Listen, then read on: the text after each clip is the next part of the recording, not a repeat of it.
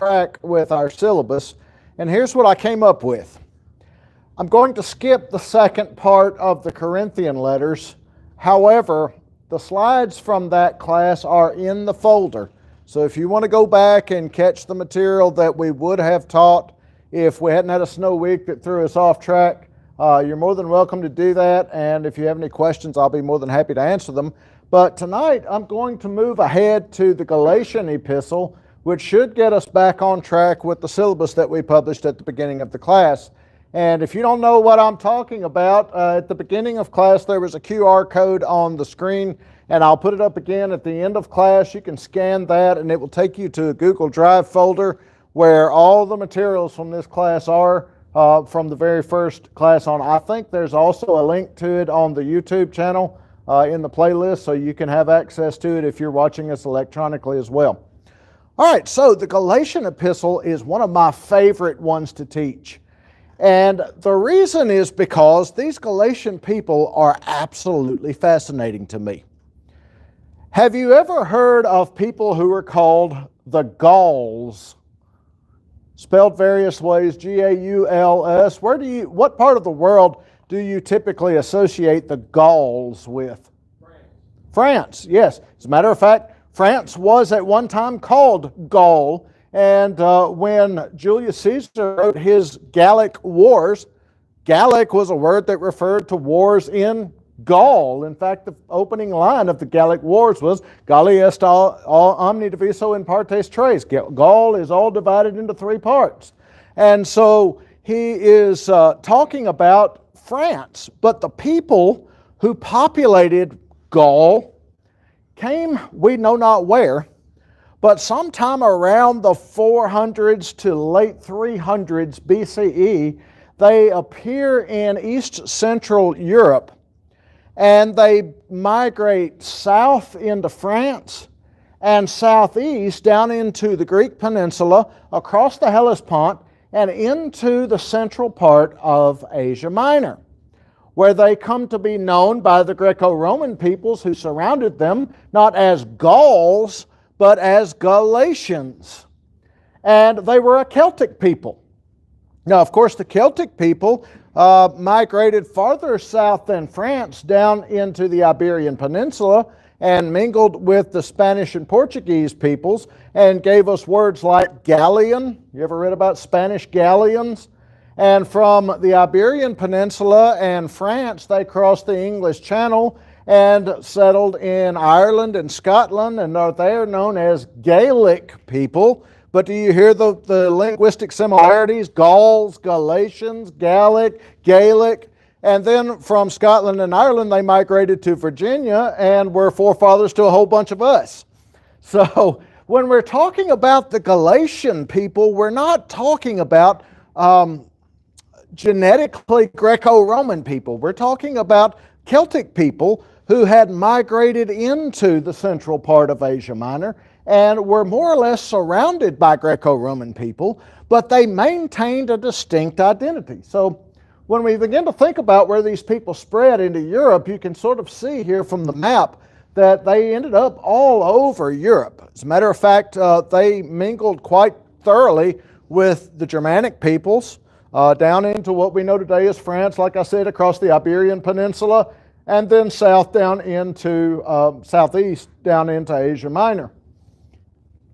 Well, let's talk about them just a moment. They settled in the central part of Asia Minor, as I said, in the early 3rd century BCE.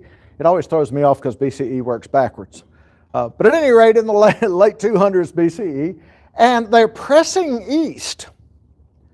But now, who controls the territory east of Asia Minor in that part of history? Does anybody remember from our last series of studies? It's the Seleucids. Remember the Seleucids? That was one of the 4 major divisions of the Greek Empire after the death of Alexander the Great. And so the Seleucids control Syria and Armenia and much of what was the old Persian Empire. And so if you go very far east from Asia Minor, you're going to run into the Seleucids, and that's exactly what they did in 275.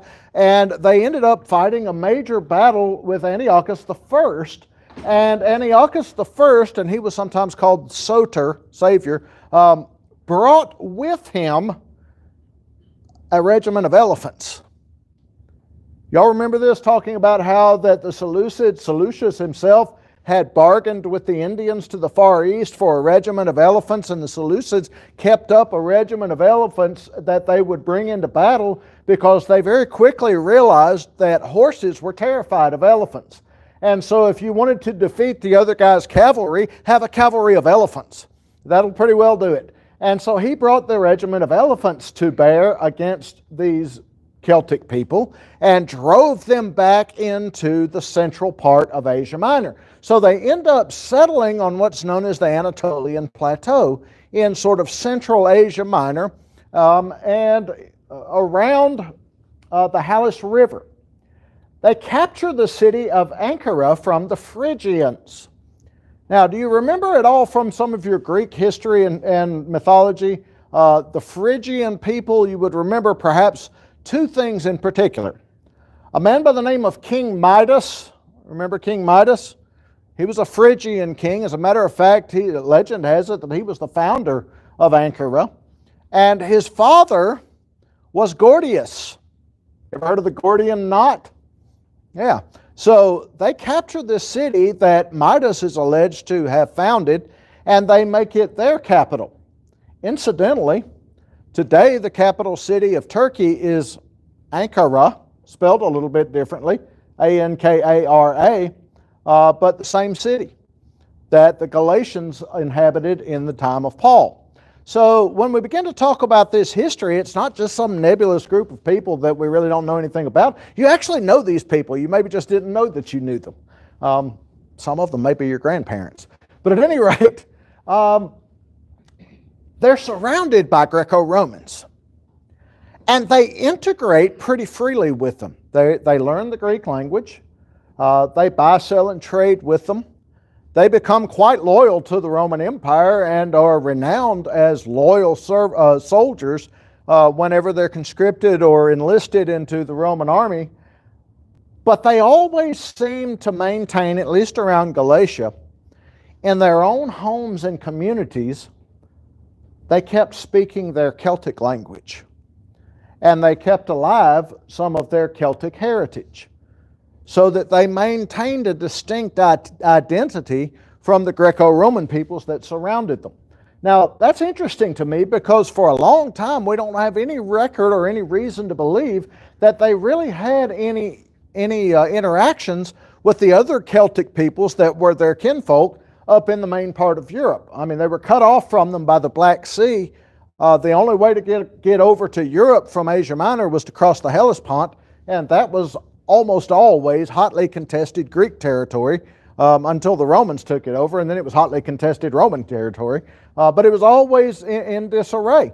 And so as far as we know, they were fairly isolated from other people like them, but they kept their culture alive. Now, one of the really grisly indicators that they kept their culture alive is remains and archaeological digs have discovered that even as late as possibly right around the turn of BCE to CE, they were practicing, perhaps in hiding, human sacrifice.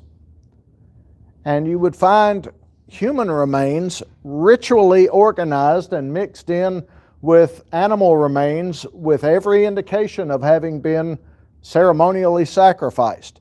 And the way that they arranged and set up all of these things is very much characteristic of some of the other Celtic peoples that we find up in the main part of Europe.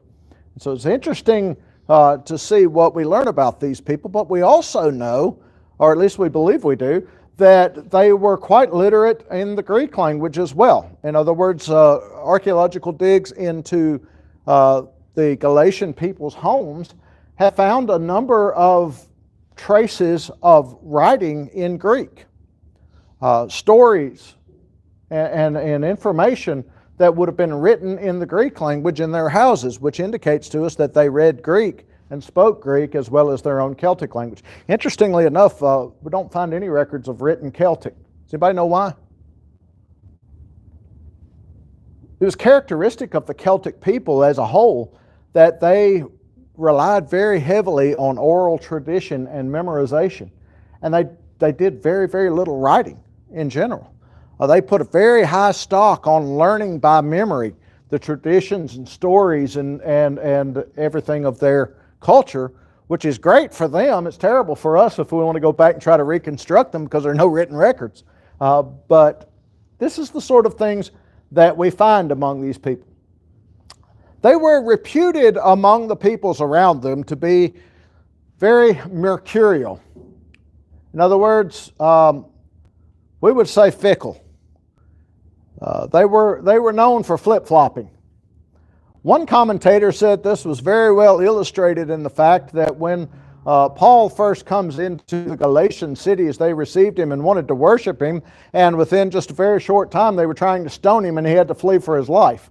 And said this was just a par for the course for these very mercurial Celtic peoples who were either all for you or all against you, and it might be one today and the other tomorrow. And so this is the kind of people that we're talking about when Paul writes to these Galatians. Now, does that maybe have a bearing on Paul writing to them in the first chapter of Galatians and saying, I marvel that you are so soon removed from the gospel of him who called you? Maybe that's a reflection of a sort of cultural fickleness that Paul is saying, wait a minute, you were Christians yesterday and now you're off doing this other thing. Interesting thought. Well, let's talk for a moment about when the letter was written, because we don't have a definitive date for Galatians. We're placing it pretty early in the writings of Paul, but to be perfectly honest with you, there are a number of possible times when the letter might have been written. It could be after the events of Acts 13 and 14. Acts 13 and 14, you might recall, records the first missionary journey of Paul and Barnabas. And while, as I recall, Luke never uses the word Galatia in those two chapters, nevertheless, he shows Paul and Barnabas traveling into the cities that would make up the lower part of Galatia. Lystra and Derbe and some of those cities would be considered part of Galatia. And so maybe that's what he's referring to as Galatians, and it may be that Paul writes to the Galatians after the first missionary journey and says, hey, I taught you the gospel and you've already fallen away from the gospel and need to be corrected about some things. That's a possibility. Another possibility is that he wrote after the events of Acts 15:36 through 16 and verse 7. Now, does anybody recall what happens in Acts chapter 15, especially the main part of that chapter? I heard somebody say something. The Jerusalem Council. I don't know who said it. I just heard the words. But yes, the Jerusalem Council. Remember, Paul and Barnabas go down to Jerusalem to answer the question among the apostles, do the Gentiles who are receiving the gospel of Christ also have to be circumcised and obey the law of Moses or not? And so they go down to Jerusalem, and that question is discussed and decided among the apostles, who decide, of course, that the Gentiles are not required to be circumcised, nor are they required to follow the law of Moses, but rather to follow the law of Christ. And they send Paul and Barnabas back to declare this to the Galatian churches. It's entirely possible that the letter to the Galatians follows this, in particular because Paul gives an account in chapter 2 of Galatians of a trip that he made down to Jerusalem. And he says that I described the gospel that I was preaching privately to the apostles because I was afraid that I had perhaps run in vain. Now, he doesn't elaborate on what he means by that, but let me suggest that it's at least possible that what Paul is saying here is, I've been up here preaching to these Gentiles that it's not necessary for them to be circumcised. And it's not necessary for them to observe the law of Moses. And he's going now to meet with the other apostles. And what if the apostles decide that it is necessary? Of course, they're going to be guided by the Holy Spirit, but the question is left to be answered at that moment. And so Paul could perhaps be wondering about that question. What if I've been wrong about this? And I need to be corrected on this. But he makes the point and says, I took Titus with me, and not even Titus, even though he was a Greek, was required to be circumcised. Now that, to me, really smacks of Acts chapter 15, or at least it seems to fit neatly within Acts chapter 15. Well, certainly if what Paul's describing in Galatians 2 is the same thing Luke describes in Acts chapter 15, clearly the letter to the Galatians couldn't have been written before that trip because he describes it in the letter. Okay? So perhaps it's after the events of Acts chapter 15. It's also possible, of course, that it came after the third missionary journey that's described specifically in Acts 18 verse 23, where Luke says that Paul traveled back through the cities of Galatia, and he specifies there that Paul went through Galatia, and so perhaps he dealt with churches there and wrote to them after that journey. Any one of those is logically possible. My suggestion is probably the most likely one is that it comes after the Acts 15 Jerusalem Council. Now, I want to be fair with this, though, and suggest to you that 1 Corinthians chapter 16 and verse 1 mentions the churches of Galatia. And you might recall in 1 Corinthians 16:1, Paul says to the Corinthians, "As I have given order in the churches of Galatia, so also do ye. On the first day of the week, let every one of you lay by him in store, as God has prospered him, that there be no gatherings when I come." Remember that? And so he's teaching the Corinthians, and he says, I've already taught this to the Galatians. Now, what's he collecting for? Well, in Acts chapter 11, we read that a collection was proposed by the Antioch church to be taken up among the Gentile churches and sent to the Judean churches because there was going to be a famine in Judea. And Paul and Barnabas, this is Acts chapter 11 and verse 30, Paul and Barnabas were specifically charged with collecting that collection. And if it is the case that that collection is what Paul has under consideration in 1 Corinthians 16 verse 1, then that would tend to say that Paul visited the Galatians very early and perhaps lend some credence to the idea of an earlier date for the Galatian letter. Again, I strongly believe Galatians 2, 1 through 10 points us to sometime after the the Acts 15 Jerusalem Council. And I would suggest to you that it's not unreasonable to conclude that more than one collection was taken up by Paul during his missionary journeys. Particularly when you read 2 Corinthians chapters 8 and 9 and look at all the history, we can almost surely say that 2 Corinthians was written no earlier than the middle of the second missionary journey.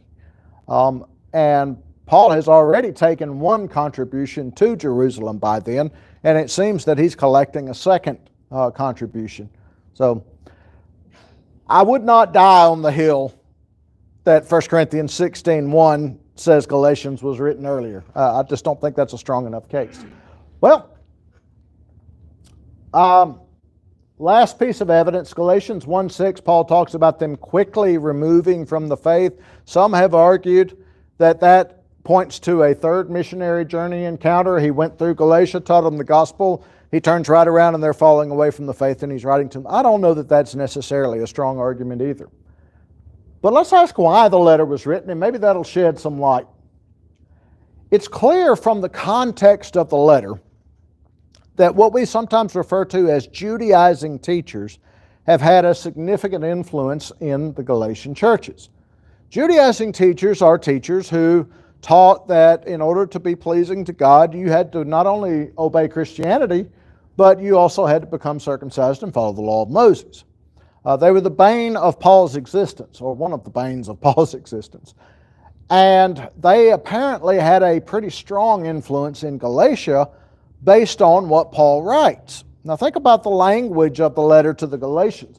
There's a whole lot of bondage language versus freedom language. And a lot of contrasting of the law of Moses as referenced by the terms relating to bondage, and the law of Christ as referenced by the freedom language. The idea being that when you were under the law of Moses, you were under bondage, and the law of Christ set you free. Do you remember, for example, where Paul describes the law of Moses as a tutor that was sent to bring us to Christ? And I think what he's illustrating there is like a little child who's being taught, like his ABCs and 1, 2, 3s and things of an elementary nature. But there comes a time when that child's education has advanced beyond the need of that tutor, and to remain under that tutor at that point would even be counterproductive. And that's kind of the word picture that Paul's painting there.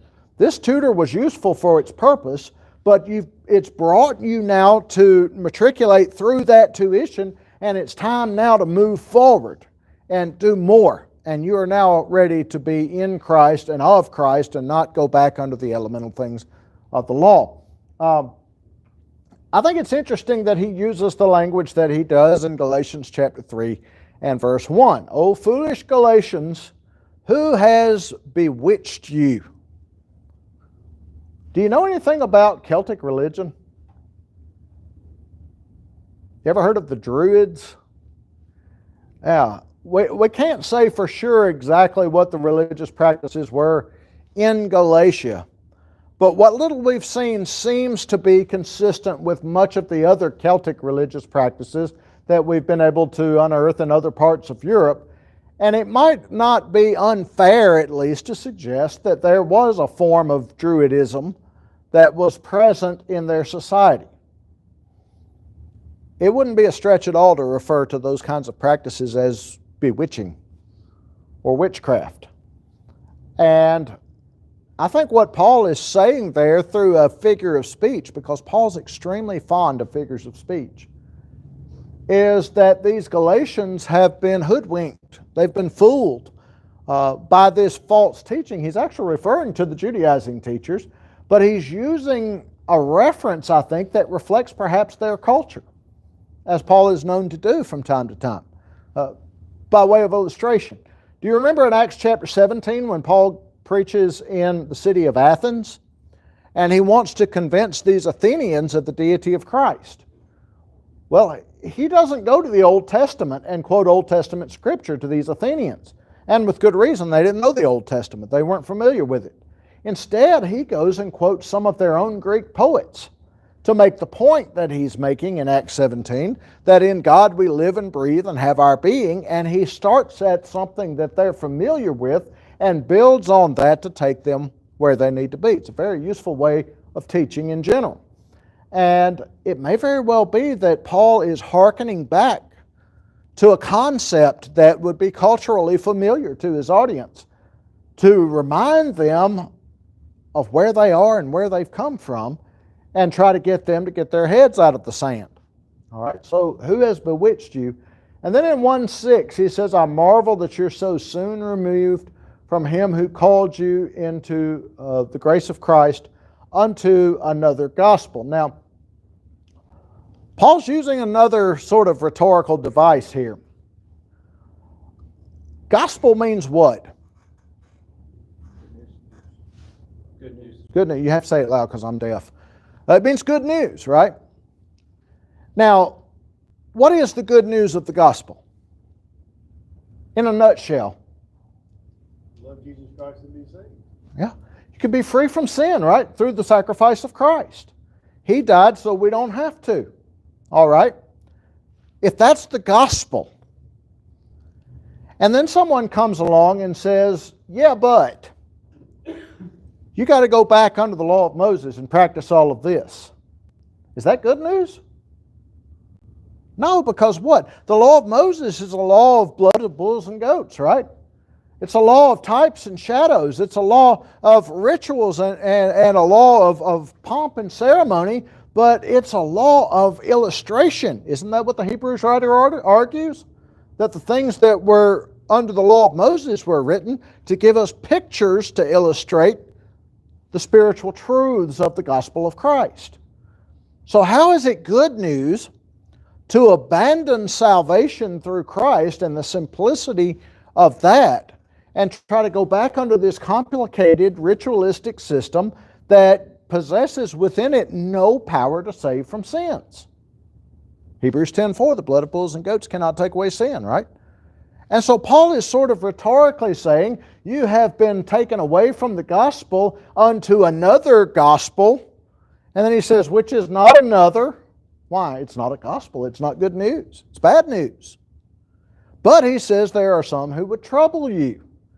But he follows that up with the phrase, but though we or an angel from heaven should preach unto you any other gospel than that which you have received, let him be accursed, anathema. Yeah. And so the idea here is, listen guys, it doesn't matter who you hear this from. I don't care how authoritative they may sound. I don't care how eloquent they may be. I don't care how convincing they might be. Stop and think about the truth of it. It doesn't make common sense to abandon the simple freedom of Christianity and go back under something that does not have the ability to save you from sins. And that's really the gist of the book of Galatians. And he goes through this argument all the way through the 4th chapter, and then he begins to make some practical applications in the 5th and 6th chapters. And he specifically talks about not being in bondage to the works of the flesh. Remember that? And he lists off works of the flesh, but rather he says, serve the fruit of the Spirit. And he gives us some things that we can do as Christians, particularly in chapter 6, where he talks about bearing one another's burdens and looking out for one another. If a brother be overtaken in a fault, you which are spiritual, restore such an one. Talks about taking responsibility for our own burdens. Talks about, as we have opportunities, doing good to everyone, especially those of the household of faith. And he gives us some ideals there that Christianity looks up to. But if you think about it, those are very simple, practical ideals. I didn't say they were easy to practice. I said they were simple in concept and practical. And so what he's essentially done here is he has done both a very profound doctrinal argument in the first 4 chapters of the book, particularly chapters 3 and 4. And then he's turned around and made a very simple and easy to understand practical application of that profound doctrine. Now, in reality, if you think about it, the letters to the Corinthians, the Galatians, and the Romans are probably the most doctrine-heavy books that Paul ever wrote. The letters to Colossae and Ephesus have a lot of practical teaching in them, but they're not as doctrine-heavy as Romans, Galatians, and the 2 Corinthian letters that we have. But in the book of Galatians, Paul sets out one of the most eloquent defenses of the gospel and gives us, I think, a very neat insight into some things from the Old Testament that even the Old Testament itself doesn't reveal to us at times. For example, did you know from the Old Testament that Moses received the law of Moses at the hand of angels? The Old Testament never mentions the angels in Exodus when Moses is receiving the law. But here's Paul writing by inspiration to the Galatians and mentions just in passing that Moses received the law of Moses at the hand of angels. Now that's an intriguing concept to me. I added it immediately to my extra long list of questions when I get to heaven. Lord, exactly what were the angels doing in that particular scenario? Fill me in on this. You know, Paul's dropped this tantalizing little hint that I didn't know about from Exodus, and I want to know the rest of the story, don't you? But he just puts these little details in there all throughout this defense of the gospel, and he gives these mercurial, sort of otherworldly, Celtic Galatians who kept in a way themselves to themselves, but at the same time intermingled with the Greco-Romans around them. He gives them a deep and a practical exposition of the gospel. All right, do you have questions or comments about the letter to the Galatians? Yes, sir. Of course, we know Jews were in Tarsus, right? But were Jews spread out all across Asia Minor at the time because of, I guess, both Alexander and the Romans just kind of pushed them in different directions? There were opportunities, there was freedom of movement? Yes, but they tended, and again, I'm painting with a broad brush here, but they tended to congregate in urban areas. I don't want to suggest that the Galatians were entirely rural. They weren't. They had some cities, but they were more rural than a lot of the Greco-Roman people that geographically surrounded them, if that makes sense. And so it was very common to find Jews in all of the Greco-Roman cities, and probably among the Galatians as well. Well, we know among the Galatians because of Paul's first missionary journey. Interestingly enough, you pointed out Paul was from Tarsus. If you can look at a relief map of Asia Minor, you'll notice that the Anatolian plateau where the Galatians are is separated from the little valley where Tarsus is located by the Taurus Mountains. And there's only one pass through those mountains, and it was a road that led down into Tarsus. But there probably would have been very little interplay between Galatians and people of Tarsus. Good point. Good question. Any others? All right, hope this has been helpful to you. Thank you so much for your attention.